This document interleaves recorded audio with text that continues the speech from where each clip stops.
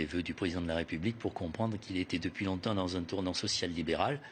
Il l'avait déjà dit dans sa campagne des primaires, et donc personne ne doit être pris par surprise.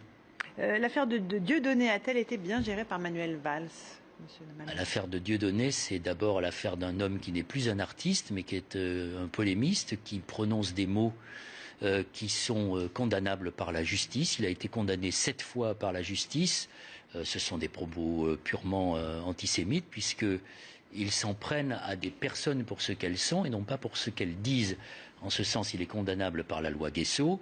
Je pense que le Premier ministre, ce n'était pas le ressort du ministre de l'Intérieur, ce qui est devenu l'affaire Dieudonné. Mais est-ce qu'il l'a bien géré ? D'abord la responsabilité, c'est une victoire politique pour lui, mais une victoire politique à quel prix ?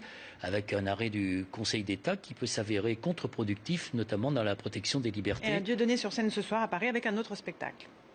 Oui, on verra ce qu'il dira. Moi, je pense que Dieudonné, il est dans une espèce de folie antisémite qui le rend extrêmement dangereux et qui doit être condamné. Noël Mamère, on accueille maintenant Audrey Pulvar dans la suite de Terre croisée.